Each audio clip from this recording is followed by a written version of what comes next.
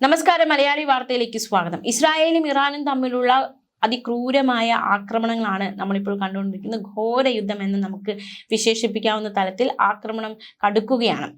ചരിത്രത്തിന്റെ ഏടുകൾ ഒന്ന് പോകാം, നമുക്ക് ചരിത്രത്തിലേക്ക് പോകാം. ഇവരുടെ ഈ യുദ്ധം അല്ലെങ്കിൽ ഇവരുടെ ഈ തമ്മിലടിക്കുള്ള കാരണം, യഥാർത്ഥ കാരണങ്ങൾ എന്തൊക്കെയാണ്, എന്തൊക്കെ കാര്യങ്ങൾ ഇവർ ശത്രുക്കളായിരുന്നു എന്ന് നമുക്കൊന്ന് വിശദമായി നോക്കാം.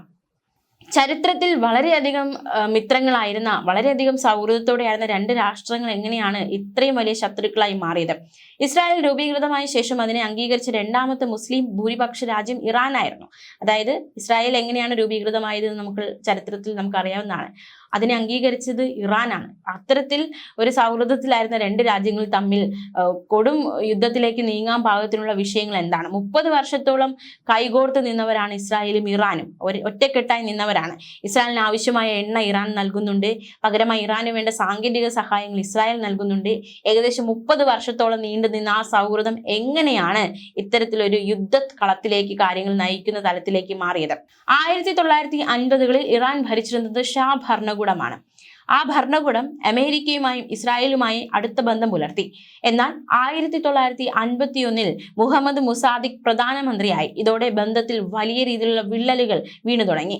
എണ്ണ സമ്പത്ത് ദേശസാൽക്കരിച്ചു. അതിനുള്ള മുസാദിഖിന്റെ തീരുമാനം അതായിരുന്നു ഒരു വിള്ളലിന്റെ ഒരു തുടക്കം എന്ന് പറയാൻ.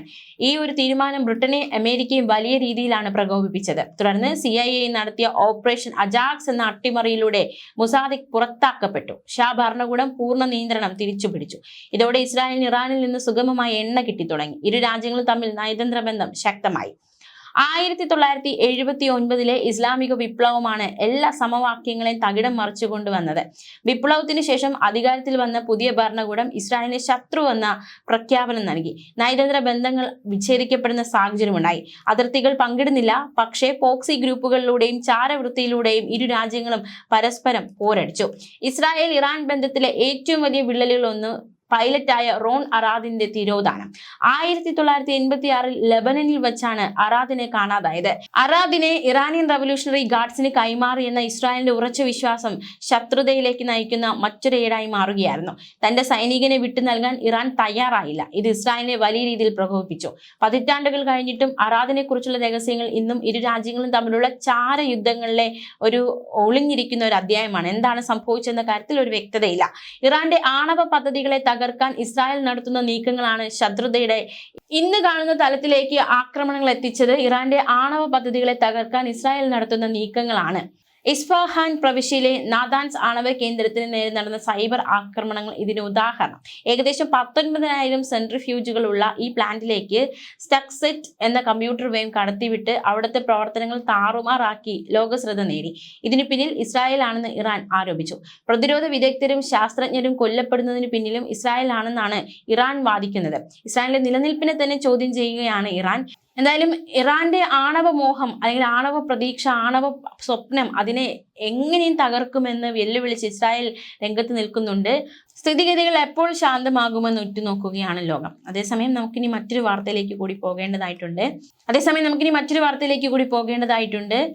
ഇറാന്റെ പരമോന്നത നേതാവ് ആയത്തുള്ള ഖമനേയി കൊല്ലപ്പെട്ടിരിക്കുകയാണ്. അദ്ദേഹത്തിന്റെ മൃതദേഹം എവിടെ എന്ന ചോദ്യം ഇപ്പോൾ ശക്തമാകുന്നു. അദ്ദേഹത്തിന്റെ പിൻഗാമി ആര്? വിശദമായി നോക്കാം. ഇറാന്റെ പരമോന്നത നേതാവ് ആയത്തുള്ള ഖമനേയി കൊല്ലപ്പെട്ടിരിക്കുകയാണ്. മൃതദേഹം എവിടെ എന്ന ചോദ്യം ഇപ്പോൾ ഉയരുന്നുണ്ട്. മൃതദേഹം എന്ത് ചെയ്തു എന്ന കാര്യത്തിൽ ഒരു വ്യക്തത ഇതുവരെ വന്നിട്ടില്ല. ഇസ്രായേലി വ്യോമാക്രമണത്തിൽ അവശിഷ്ടങ്ങൾക്കിടയിൽ നിന്നാണ് ഖമനേയിയുടെ മൃതദേഹം കണ്ടെത്തിയത്. കഴിഞ്ഞ ദിവസം വൈകുന്നേരം മുതിർന്ന ഇസ്രായേലി ഉദ്യോഗസ്ഥരെ ഇത് അറിയിച്ചിരുന്നു. ഖമനേയിയുടെ മൃതദേഹത്തിന്റെ ചിത്രങ്ങൾ പ്രധാനമന്ത്രി ബെഞ്ചമിൻ നെതന്യാഹുവിനെ കാണിച്ചു എന്ന റിപ്പോർട്ടുകൾ പുറത്തു വരുന്നുണ്ട്. എന്തായാലും നിർണായകമായ റിപ്പോർട്ടുകളാണ് പുറത്തു വരുന്നത്. ചിത്രങ്ങൾ കണ്ട് സ്ഥിരീകരിച്ച ശേഷമാണ് അമേരിക്കൻ പ്രസിഡന്റ് ഡൊണാൾഡ് ട്രംപ് അദ്ദേഹത്തിന്റെ സോഷ്യൽ മീഡിയ പ്ലാറ്റ്ഫോമായ ട്രൂത്തിലൂടെ മരണ വാർത്ത സ്ഥിരീകരിക്കുന്നത്. വ്യോമാക്രമണങ്ങളെ തുടർന്ന് ടെഹ്റാൻ നഗരത്തിലെ അദ്ദേഹത്തിന്റെ സമുച്ചയത്തിന്റെ അവശിഷ്ടങ്ങളിൽ നിന്ന് മൃതദേഹം കണ്ടെത്തി എന്നാണ് അവകാശപ്പെടുന്നത്. 2 പ്രധാന ഇസ്രായേലി TV നെറ്റ്വർക്കുകളെ ഉദ്ധരിച്ച് AFP റിപ്പോർട്ടുകൾ പ്രകാരം ഖമനേയിയുടെ മൃതദേഹത്തിന്റെ ചിത്രങ്ങൾ കിട്ടിയിട്ടുണ്ട്. ആക്രമണത്തിന്റെ കൃത്യമായ തെളിവായി ഈ ചിത്രങ്ങൾ US പ്രസിഡന്റ് ഡൊണാൾഡ് ട്രംപിനും ഇസ്രായേൽ പ്രധാനമന്ത്രി ബെഞ്ചമിൻ നെതന്യാഹുവിനും നേരിട്ട് കൈമാറി. ഇസ്രായേൽ മാധ്യമമായ ചാനൽ 12 റിപ്പോർട്ട് ചെയ്യുന്നത് പറയുന്നതനുസരിച്ച് ഖമേനി സ്ഥലത്ത് മണ്ണിനടിയിലായിരുന്നു.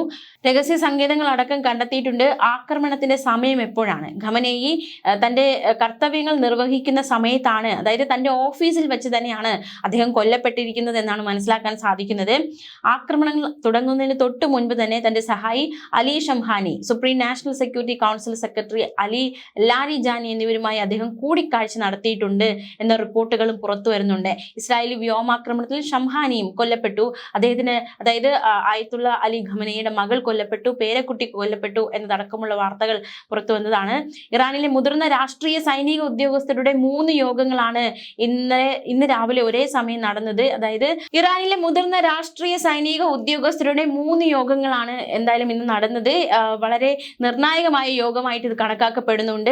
അതേസമയം ആക്രമണത്തിന്റെ ആദ്യ മിനിറ്റുകൾ വളരെ നിർണായകമായിരുന്നു. ഖമനയുടെ വസതിയിൽ 30ഓളം ബോംബുകളാണ് വർഷിക്കപ്പെട്ടത്. ഇതുവരെ 40 മുതിർന്ന ഇറാനിയൻ ഉദ്യോഗസ്ഥരാണ് ആക്രമണത്തിൽ കൊല്ലപ്പെട്ടിരിക്കുന്നത് എന്ന വാർത്തയും പുറത്തു വരുന്നുണ്ട്. ആക്രമണം സമയത്ത് സമുച്ചയം മുഴുവൻ തകർത്തു. ഖമേനിയുടെ മകൾ, പേരക്കുട്ടി, മരുമകൾ എന്നിവരും കൊല്ലപ്പെട്ടു. ഇസ്രായേൽ ആക്രമണത്തിലാണ് ഖമനേയി കൊല്ലപ്പെട്ടതെങ്കിലും ആക്രമണം ഏകോപിപ്പിക്കുന്നതിൽ അമേരിക്കയുടെ പങ്ക് എടുത്തു പറയേണ്ടതില്ലല്ലോ. ട്രംപ് അതിന് അവകാശവാദവും ഉന്നയിച്ചു കഴിഞ്ഞു. ഖമനേയിക്ക് US ഇന്റലിജൻസിൽ നിന്നും അത്യാധുനിക ട്രാക്കിംഗ് സംവിധാനങ്ങളിൽ നിന്നും രക്ഷപ്പെടാൻ കഴിഞ്ഞില്ല എന്നായിരുന്നു ട്രംപ് പറഞ്ഞത്. അതായത് തങ്ങളുടെ ആക്രമണം അത്രയും ശക്തമായിരുന്നു, ഖമനേയിക്ക് അതിൽ നിന്ന് രക്ഷപ്പെടാൻ സാധിച്ചില്ല എന്ന് ട്രംപ് ഉന്നയിക്കുന്നുണ്ട്. ആക്രമണങ്ങൾക്ക് ശേഷം ടെഹ്റാനിലെ ഖമനേയിയുടെ വസതിയുടെ ഉപഗ്രഹ ചിത്രങ്ങളടക്കം പുറത്തുവിടുകയും ചെയ്തു.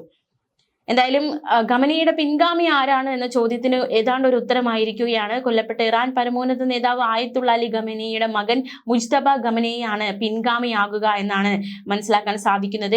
അലി ഖമനേയിയുടെ 6 മക്കളിൽ രണ്ടാമനാണ് മുജ്തബ ഖമേനി. അലി ഖമേനിയുടെ സംസ്കാര ചടങ്ങുകൾക്ക് ശേഷം പുരോഹിത സമിതി പിൻഗാമിയുടെ പേര് പ്രഖ്യാപിക്കും. 4.5 പതിറ്റാണ്ട് മുൻപുള്ള അമേരിക്കൻ ആശ്രിതത്തിലേക്ക് ഇറാൻ പോകുമോ എന്ന ആശങ്ക ഉയരുന്നുണ്ട്. അതിനിടെയാണ് മുജ്തബ ഖമനേയി പിൻഗാമിയാകുമെന്ന വാർത്ത വരുന്നത്. മതരാഷ്ട്രമാണ് ഇറാനിൽ പ്രസിഡന്റിന് മുകളിലാണ് പരമോന്നത നേതാവിന്റെ സ്ഥാനം കൽപ്പിച്ചിരിക്കുന്നത്. രാജ്യത്തിന്റെ ഭരണഘടന അനുസരിച്ച് പൊതുനയങ്ങൾ പരമോന്നത നേതാവ് തീരുമാനിക്കും. ആഭ്യന്തര വിദേശ നയങ്ങളിൽ അന്തിമ വാക്ക് അദ്ദേഹത്തിൻ്റെതാണ്. സായുധ സേനയുടെ കമാൻഡർ ഇൻ ചീഫായ പരമോന്നത നേതാവാണ് രാജ്യത്തിന്റെ രഹസ്യാന്വേഷണ സുരക്ഷാ പ്രവർത്തനങ്ങളെയും നിയന്ത്രിക്കുന്നത്. സായുധ സേനയ്ക്ക് പുറമെ ജുഡീഷ്യൽ സംവിധാനം, രഹസ്യാന്വേഷണം, ഔദ്യോഗിക വാർത്താ മാധ്യമങ്ങൾ എന്നിവ പരമോന്നത നേതാവിന് കീഴിലാണ്. IRGCയുടെ കമാൻഡറെ നിയമിക്കാനും പിരിച്ചുവിടാനും പരമോന്നത നേതാവിനുണ്ട് അധികാരം. 1979 വിപ്ലവത്തിന് ശേഷം പരമോന്നത നേതാവിന്റെ പദവിയിലെത്തിയ 2ാമത്തെ വ്യക്തിയാണ് ഖമനേയി. ഇസ്ലാമിക് വിപ്ലവത്തിന് ശേഷം അധികാരമേറ്റെടുത്ത ആയത്തുള്ള റൂഹുള്ള ഖമേനിയായിരുന്നു ആദ്യ പരമോന്നത നേതാവ്. 1989 മരിക്കുന്നതുവരെ അദ്ദേഹം ആ സ്ഥാനത്തുണ്ടായിരുന്നു. റൂഹുള്ള ഖമേനിയുടെ മരണശേഷമാണ് അലി ഖമേനി രാജ്യത്തിന്റെ പരമോന്നത നേതാവാകുന്നത്. 1989 മുതൽ ഇന്നുവരെ ഏകദേശം